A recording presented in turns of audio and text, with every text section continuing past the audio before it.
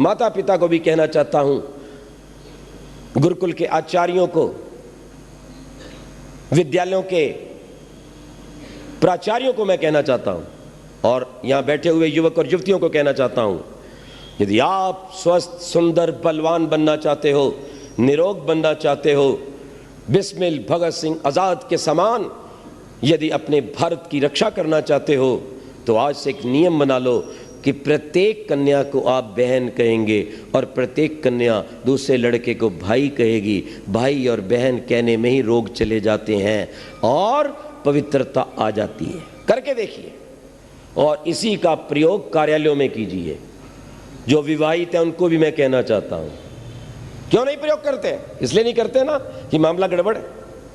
इसलिए ब्रह्मचर्य की रक्षा के लिए ध्यान रखना, यह साधन है।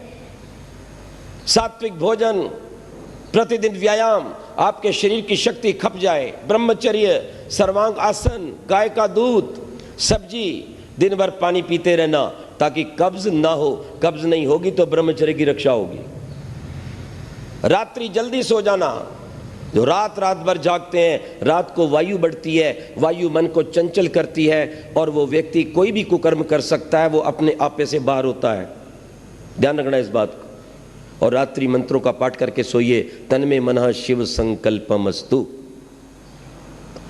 हमारे यहां ब्रह्मचारियों को ब्रह्मचर्य की रक्षा के लिए एक मेखला बांधी जाती थी, शायद आपने कभी देखी हो, और उस मेखला में एक गांठ होती थी बहुत मोटी, मूंज की मेखला, पीछे मोटी गांठ। क्या रहस्य था उसका? कि ये विद्यार्थी सीधा ना सोए। सीधा सोने से ब्रह्मचर्य की हानि होती है, हमारे पेट का और उधर हमारे मूत्राशय का दबाव पड़ता है। इसलिए यदि आपने ब्रह्मचर्य की रक्षा करनी है, बिना स्वप्न के शांत निद्रा में सोना है, पवित्र बल को प्राप्त करना है, तो सदा करवट में सोइए। बायां करवट सबसे अच्छा है। दाहिना स्वर चलता है, शरीर में अग्नि का विकास होता है और सब कुछ पच जाता है। ध्यान रखिए, ये एक और साधन है। ये ब्रह्मचर्य के लिए लाभदायक चीजें। प्रतिदिन ब्रह्मचारियों का जीवन पढ़ो, देशभक्तों का जीवन पढ़ो, ऋषि दयानंद को पढ़ो, चंद्रशेखर आजाद को पढ़ो, राम प्रसाद बिस्मिल को पढ़ो, रानी झांसी को पढ़ो, दुर्गावती को पढ़ो, सुशीला दीदी को पढ़ो, जिसने अपना अंगूठा काट कर कलकत्ता में और उस खून से भगत सिंह को तिलक लगाया था। तुम मेरे भाई हो, मेरे खून का ध्यान रखोगे और अपने देश की आज़ादी के लिए जीवन भर काम करते रहोगे। और भगत सिंह ने एक अच्छे भाई होने के नाते जीवन के अंतिम श्वास तक अपनी भारत माँ की सेवा की और हंसते हंसते फांसी के फंदे पे चढ़ गया। अगर प्यार ही करना है तो इस तरह का प्यार कीजिए। याद रखिए, मैं ऋषि दयानंद ने ब्रह्मचर्य के बल से मृत्यु पर अधिकार किया। मृत्यु स्वयं नहीं आई, बार बार खटखटा रही थी। ऋषि कहता था चली जा, अभी टाइम नहीं है। उसके बाद बैठे, मंत्रों का पाठ किया और फिर अपनी आत्मा को छोड़ा। और यह स्थिति भीष्म पितामह की थी। ध्यान रखना, इस बात को समझना। और कितना बल था।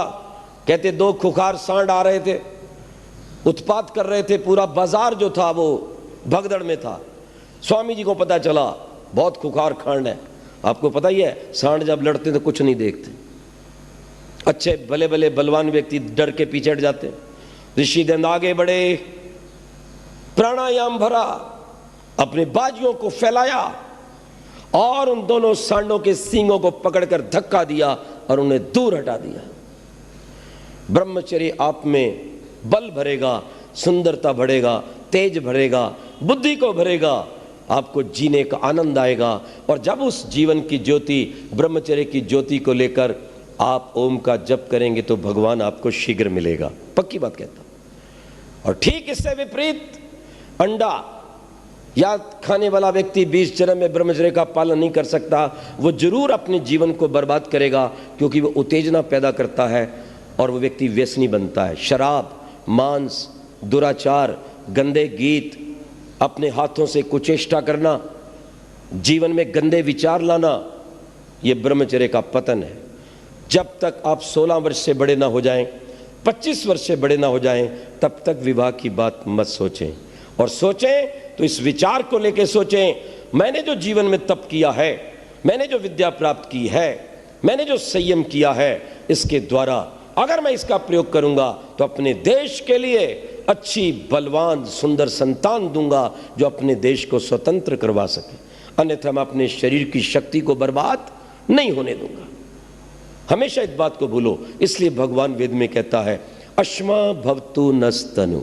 आइए हम इस विषय को समाप्त करते हैं और अंत में ये कहना चाहते हैं, जिनको रोग है किसी भी प्रकार का, शारीरिक गुप्त रोग है, चाहे वो लकोरिया है, श्वेत प्रदर है, रक्त प्रदर है, स्वपन दोष है, धातु विकार है, उसके लिए अमृत तुल्य भगवान ने हमें एक औषधि दी है जिसका नाम है आंवला। आज से यदि आप ब्रह्मचर्य की रक्षा चाहते हो, शरीर को सुंदर तेजस्वी बनाना चाहते हो, चाय को एक झटके में बंद कर दो, लाल मिर्च बंद कर दो, आंवले को छोड़कर शेष खटाई को बंद कर दो, आंवले का चूर्ण बनाओ मिश्री मिलाकर और दिन में 2-3 बार, अगर गर्मी है तो आप उसका सेवन पानी के साथ करें, अगर सर्दी है तो आप दूध के साथ भी कर सकते हैं, हल्के पानी से सर्व कर सकते हैं। ब्रह्मचर्य की रक्षा के लिए आप सर्वांगासन अनिवार्य रूप से करो, पूरे शरीर की रक्षा करेगा और आपके चेहरे को तेजस्वी और आपकी बुद्धि को सूक्ष्म माइक्रोस्कोपिक बनाएगा। सायंकाल प्रतिदिन बाह्य कुंभक प्राणायाम कीजिए। आर्य समाज में आइए, आर्य समाज में हमारे जो लोग हैं, विद्वान हैं, पुरोहित हैं, सदस्य हैं, वो सब आपको ये बातें बता सकते हैं। रविवार को आइए, यहाँ पर बैठिए, यज्ञ कीजिए, जीवन में ज्योति को प्राप्त कीजिए, संसार को प्रकाशित कीजिए, कीड़े मकोड़े की तरह मत मरिए। जिंदगी उसी की है जिसका दुनिया नाम जपती है। अरे जिंदगी यूं तो कुत्ते और बिल्ली की भी कटती है, अच्छा है कुछ काम करना, देश धर्म का इस नाव में, नाव खाली हो तो मझधार में पलटती है। कुछ शंकाएं, एक दो जो बहुत आवश्यक हैं, जिन्होंने हमारे विद्यार्थियों को भ्रष्ट किया है।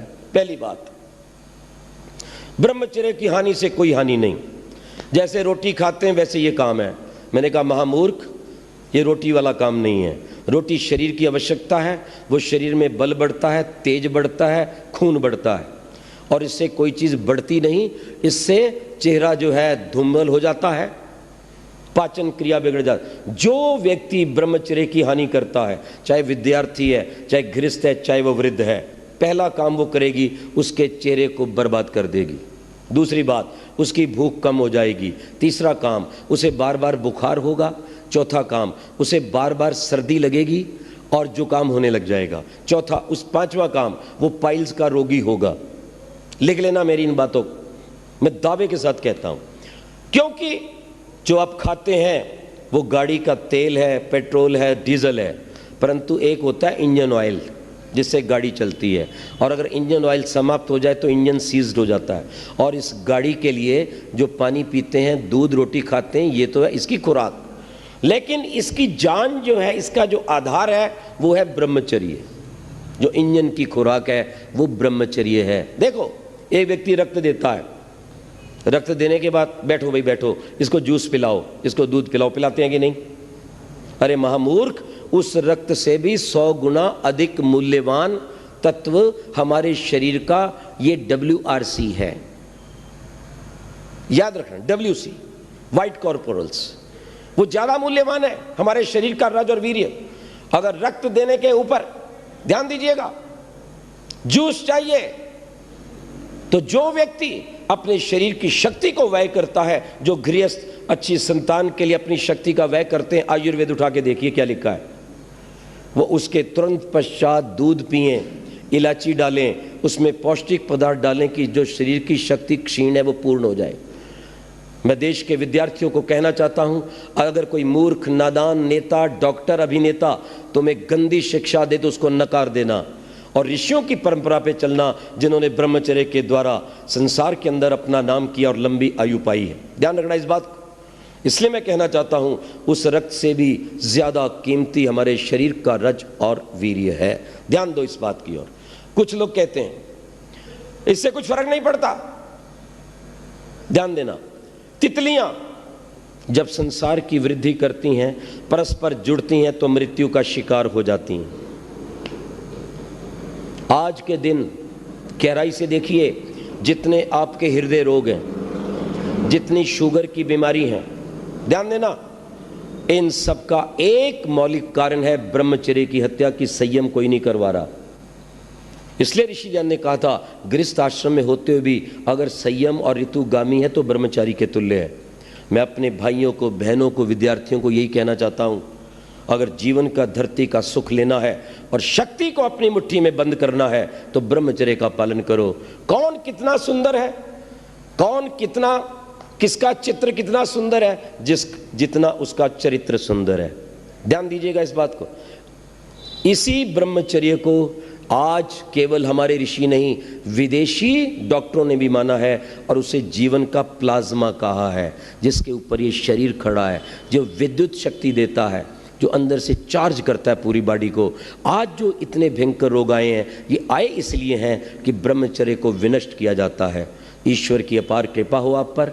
आप अपने भोले शंकर के समान, ब्रह्मा के समान, राम के समान जिसने 14 वर्ष तक ब्रह्मचर्य का पालन किया, कृष्ण के समान जिसने विवाह के पश्चात भी 12 वर्ष तक ब्रह्मचर्य का पालन किया, ब्रह्मचर्य महत घोरम तीर्थवार्षिक, मैं ऋषि ध्यान के समान जिसने जीवन भर ब्रह्मचर्य का पालन किया, राममूर्ति के समान जिसने ब्रह्मचर्य का पालन करते हुए सैंडो को कहा था अगर तूने अंडे मांस बकरे खाए तो मेरे सामने आओ।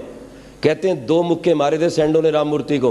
राममूर्ति दयानंद का अनुयायी था, उसने 2 मुक्के खा लिए, प्राणायाम भरा, कुछ नहीं हुआ। उसने कहा तैयार हो जा मेरे बेटे, आ रहा है भारत का मुक्का, गाय के दूध का मुक्का, प्राणायाम का मुक्का, ये गेहूं का मुक्का, गाय के घी का बना मुक्का आ रहा है। कहते एक मुक्का जब मारा सैंडो को तो मुँहे मुंह होकर के और जाकर के वो चित्त हो गया धरती के ऊपर। लोगों ने हाहाकार कर दिया, बस बस बस अब नहीं। तो बोले दूसरा कौन खाएगा, मैंने 2 खाए हैं। ये है ब्रह्मचर्य की ताकत। इसलिए मेरे अपने देश के युवकों और युवतियों को कहना चाहता हूं, ब्रह्मचर्य के बल पर हमारे देश के वीरों ने, बिस्मिल भगत सिंह आजाद ने इस देश को आजाद करवाया। वो फांसी को देखकर भी व्यायाम प्राणायाम करते थे। आज ये प्रतिज्ञा करके जाओ, यहां पर प्रतिदिन सूर्य से पहले उठेंगे, क्योंकि सूर्य के पश्चात ब्रह्मचर्य की हानि होती है। सदा अच्छे विचार रखेंगे, एक क्षण भी व्यर्थ नहीं गवाएंगे, दिन में नहीं सोएंगे। जो दिन में सोएगा वो रात को बच नहीं सकता गिरने से, उसको नींद गहरी नहीं आएगी। इसलिए दिन में नहीं सोएंगे, दिन भर काम करेंगे, व्यायाम करेंगे, अपने जीवन को बलवान करेंगे और अपने देश की शान बनेंगे, जिससे कि आपका देश महान हो, सोने की चिड़िया फिर से ये बन जाए, विश्व का गुरु बन जाए। और जितना आतंकवाद है आपके ब्रह्मचर्य चरित्र के बल से यहाँ से हट जाए और भारत पुनः विश्व का सम्राट बन जाए। प्रभु से मेरी ऐसी प्रार्थना है, हम उसके आदेश का पालन करते हुए अपने जीवन को संयमी बनाएं, पवित्र बनाएं, चरित्र से युक्त बनाएं, सदा शाकाहारी पवित्र पावन भोजन करके और उस